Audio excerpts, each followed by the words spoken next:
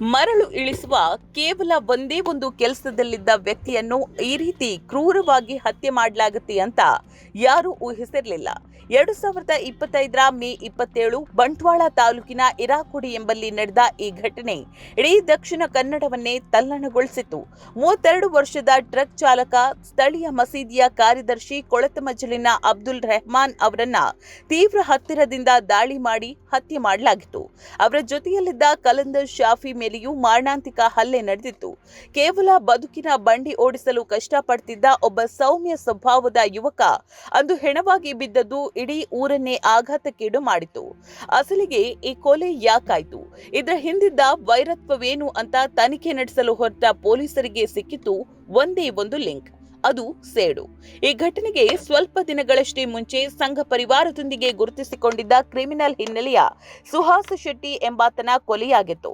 ಆ ಕೊಲೆಗೆ ಪ್ರತಿಕಾರ ತೀರಿಸಿಕೊಳ್ಳಲೆಂದೇ ಅಂತ ಹೊಂಚು ಹಾಕ್ತಾ ಇದ್ದ ಗ್ಯಾಂಗ್ಗೆ ಈ ಕೊಲೆಯಲ್ಲಿ ಯಾವುದೇ ಪಾತ್ರವಿಲ್ಲದ, ಯಾವ ಅಪರಾಧದ ಹಿನ್ನೆಲೆಯೂ ಇಲ್ಲದ ಬಡಪಾಯಿ ಅಬ್ದುಲ್ ರೆಹಮಾನ್ ಕಣ್ಣಿಗೆ ಬಿದ್ರು.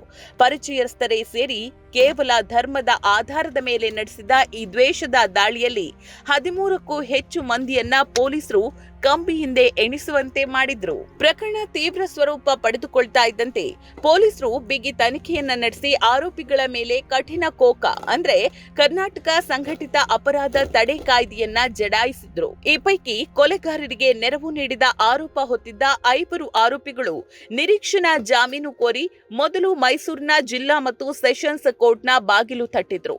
ಆದ್ರೆ ಕೋಕಾ ಅಡಿಯಲ್ಲಿ ಪ್ರಕರಣ ದಾಖಲಾಗಿರುವಾಗ ಜಾಮೀನು ನೀಡೋದಕ್ಕೆ ಸಾಧ್ಯವಿಲ್ಲ ಅಂತ ಹೇಳಿ ಮೈಸೂರು ನ್ಯಾಯಾಲಯ ಇವರ ಅರ್ಜಿಯನ್ನ ನೇರವಾಗಿ ವಜಾಗೊಳಿಸಿತು. ಮೈಸೂರು ಕೋರ್ಟ್ನಲ್ಲಿ ಅರ್ಜಿ ವಜಾಗೊಳ್ತಾ ಇದ್ದಂತೆ ಈ ಆರೋಪಿಗಳು ನೇರವಾಗಿ ಹೈಕೋರ್ಟ್ಗೆ ಮೇಲ್ಮನವಿಯನ್ನ ಸಲ್ಲಿಸಿದ್ರು.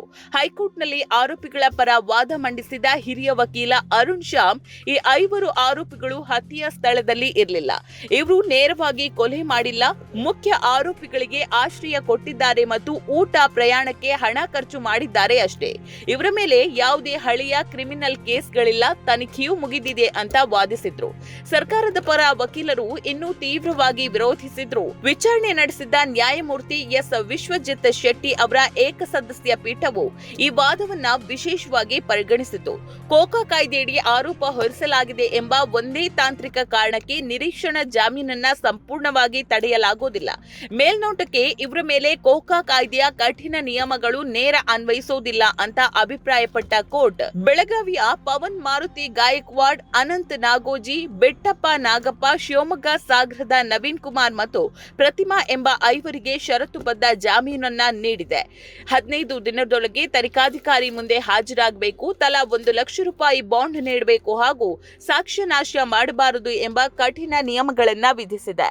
ಕಾನೂನಿನ ಲೆಕ್ಕಾಚಾರದಲ್ಲಿ ಕೋರ್ಟ್ ತಾಂತ್ರಿಕ ಅಂಶಗಳನ್ನ ನೋಡಿ ಆದೇಶ ನೀಡಿದೆ ನಿಜ, ಆದ್ರೆ ಅತ್ತ ಪ್ರಾಣ ಕಳಕೊಂಡ ಅಬ್ದುಲ್ ರೆಹಮಾನ್ ಕುಟುಂಬಕ್ಕೆ ಸಿಕ್ಕ ನ್ಯಾಯವೇನು? ಅಂದು ಗಂಭೀರವಾಗಿ ಗಾಯಗೊಂಡು ಇಂದಿಗೂ ಆ ಭೀಕರ ಘಟನೆಯ ಕಲೆಗಳನ್ನ ಮೈಮೇಲೆ ಹೊತ್ತು ಜೀವಿಸ್ತಾ ಇದ್ದ ಕಲಂದರ್ ಶಾಫಿ ಆಕ್ರಂದನಕ್ಕೆ ಸಿಗುವ ಉತ್ತರವೇನು?